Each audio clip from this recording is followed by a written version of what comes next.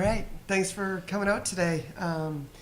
Well, really, really good to have this young lady back with us, and just really proud of our team. I think winning in this league is really hard. Winning on the road is extraordinarily hard, and I just thought we showed a lot of great resiliency, and we just battled. It wasn't one of our probably cleaner games, but I think a lot of times in the SEC, the physicality, the athleticism, sometimes it's just not going to be pretty basketball, and you've got to find a way to fight through those possessions. And I thought our team did a really nice job of that.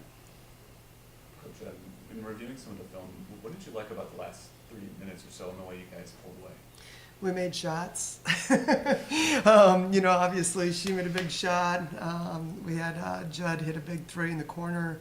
But I think we've got a lot of veterans on the court that have been in the fires, and I think we've learned and have grown from those situations over the years. And I just felt like their disposition, how they carried themselves, it was very poised. They understood what needed to happen, what we needed to get done, and we battled. We got stops and made some baskets, and didn't get too high, didn't get too low, and just stayed the course and showed great resiliency. Mama, for you, just what was it like kind of trying to get back here, and what was the emotions that you had knowing that you were going to miss that first SEC game? It was really difficult, especially because I didn't have control over anything, and I just didn't know what was going to happen. So definitely really hard. I was sad because I love this team, and I just wanted to be there for them. And I just feel like it would also help me to grow and understand that there are things that you don't control, and the way you react is gonna change a lot. So I just took it step by step and tried to be positive. I think we all saw the video of you being reunited with the team. Just what was that moment like for you? It was amazing, honestly. I lied to them. I texted them and I was like, just go get that one for me. I wish I could be there and everything. So, of course, I knew I was going to be there for them. And I think it was really cool. And I was just so happy to be there.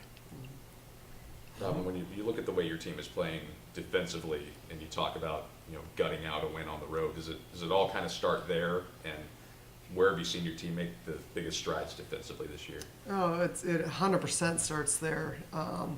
And we've been working on these defensive breakdowns for 7 months, and so it's really, I think, rewarding to see just the execution. Again, we're not gonna play perfect. We're gonna have some breakdowns. We're gonna not always execute the best, but you definitely want the majority of your possessions to be well executed on the defensive end. And we talk about this a lot, but being your sister's keeper and just understanding next man up's got to put out fires. And I think we've got more possessions when we're doing that than when we're not.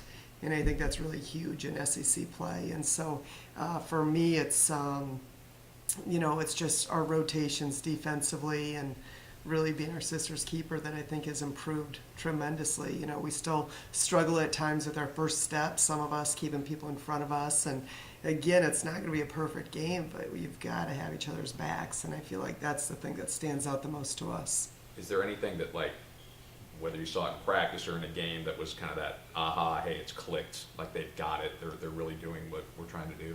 Yeah, I think it's been a work in progress, but I do think, we take time after games and break down clips of when we really are our sister's keeper and the rotations, and, you scramble out of different scenarios and what that looks like and feels like versus times when we just get distracted or, get caught up in guarding our own man and we're not there for that help rotation, and usually that results in something not so good happening for us. So I think over the last several months it's been a work in progress. I don't know that one day you just flipped a light switch and we're there, and we still got a lot of work to do, but I'm seeing a lot of really good things defensively.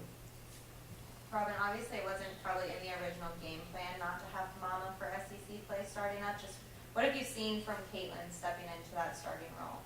Yeah, no, that definitely was not in the game plan, but I'm really proud of the way she handled it. And we don't talk about this yet, but I mean, this young lady was just exhausted. I mean, she is completely jet lag, different time zone. Just, her eyes were bloodshot in the middle of that game. It was just, but she wanted to do whatever she could do to help our team. And she understood what she brought to the table. So I'm so proud of just her toughness and her understanding that we need her, and she was willing to step to the plate for us. But going back to your question about Caitlin, well, she's got a high basketball IQ.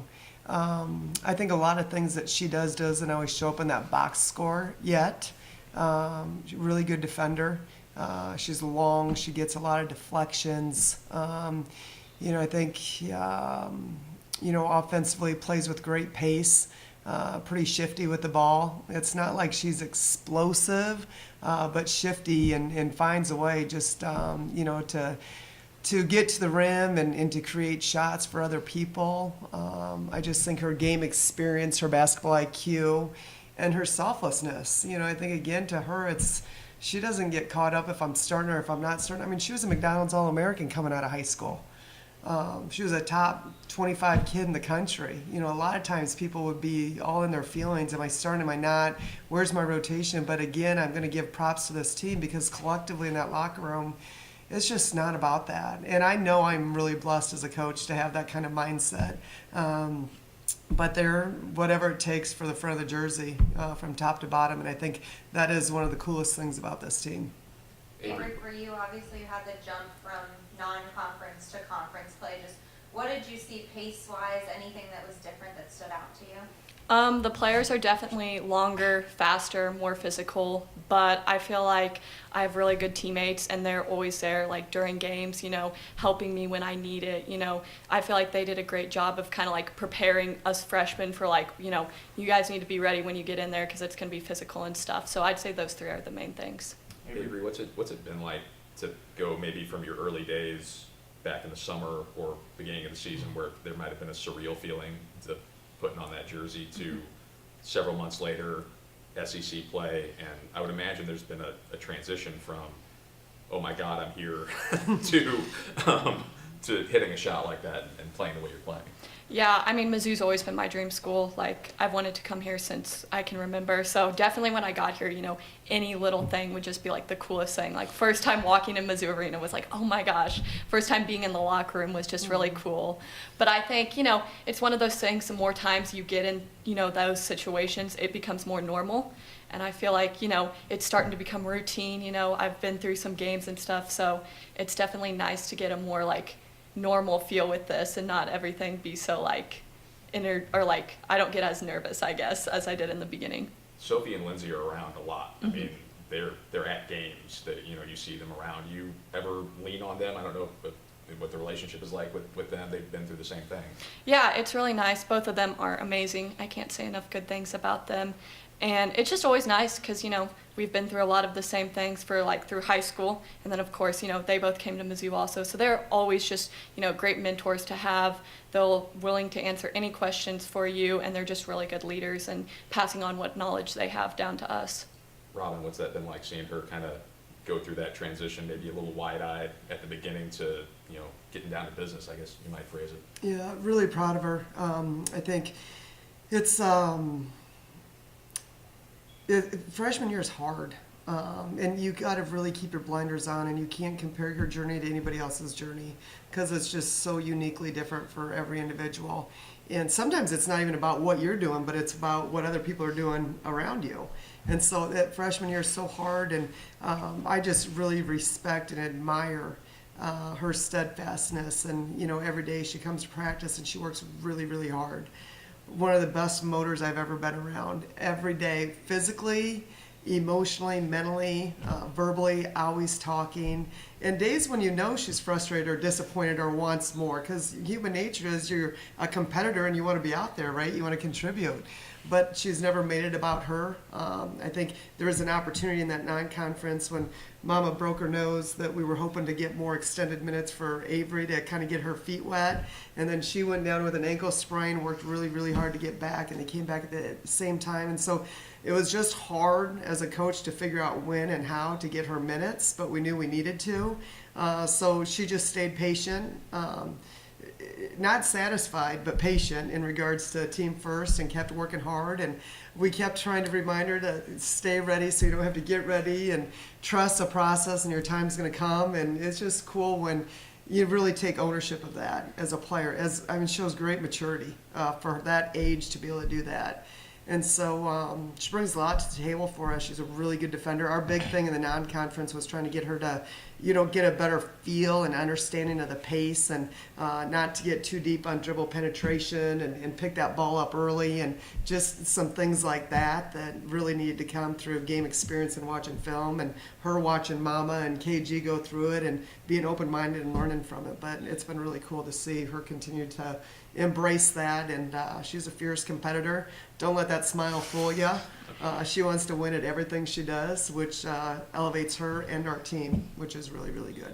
What do you tell, you've had a ton of local kids, whether it be like immediately in Como or just like kids from in-state like Mo and Sierra, the Porters, the Cunninghams.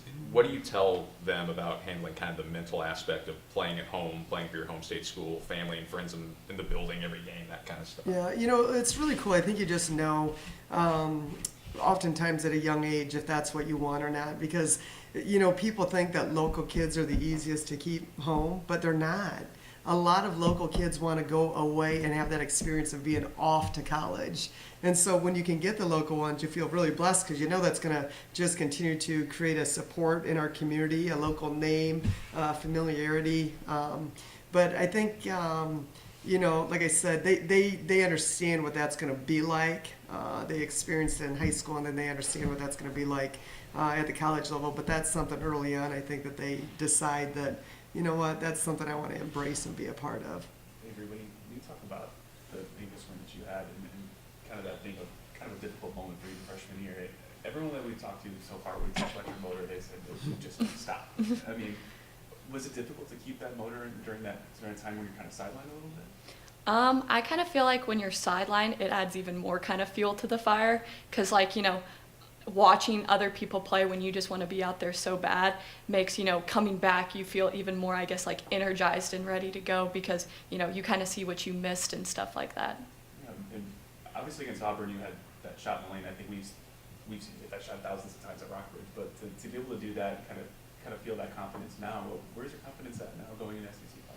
I feel like it's continuing to grow. I think each game kind of helps you get a confidence booster, and every day in practice just trying to prepare the best I can. We talk all the time your preparation is kind of what allows you to be confident in those moments. So just continuing to whether that's watching film, scouting reports, getting my shots up, if I know I'm prepared, I know I'm ready for whatever minutes or moments come my way. We'll take one or two more. Robin, with 2 back-to-back SEC wins and then the most recent AP poll coming out and just not receiving any votes there, is that something that you guys talk about at all at this point in the season, or does it kind of fuel your fire at all at this point?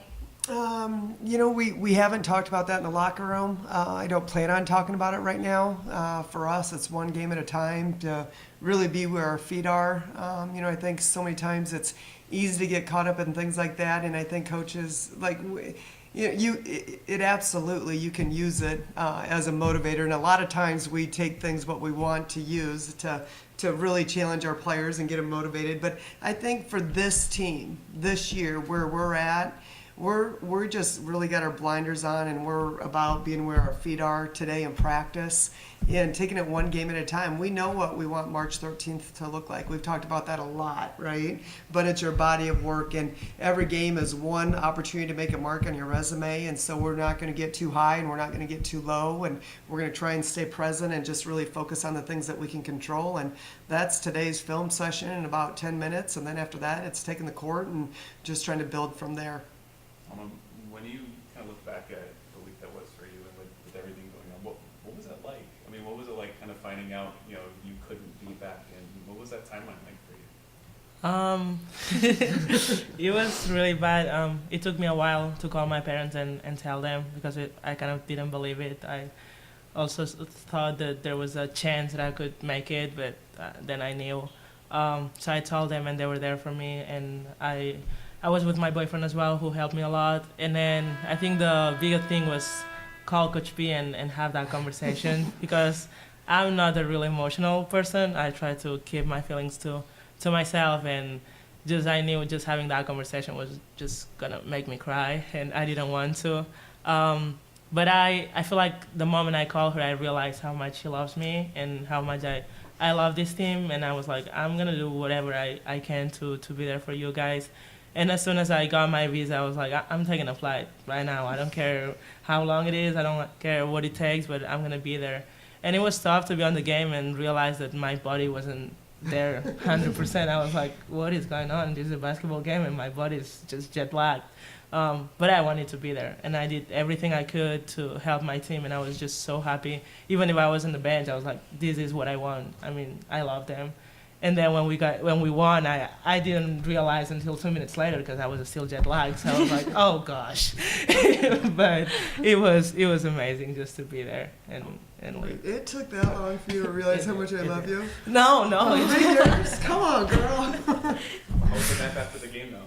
What? How was the nap after the game? Oh, she was knocked out. On the plane, she didn't even know we landed, and we're like tapping her on the shoulder, and she's barely coming to. We're like, oh, you need to get this time adjusted. I'm better now.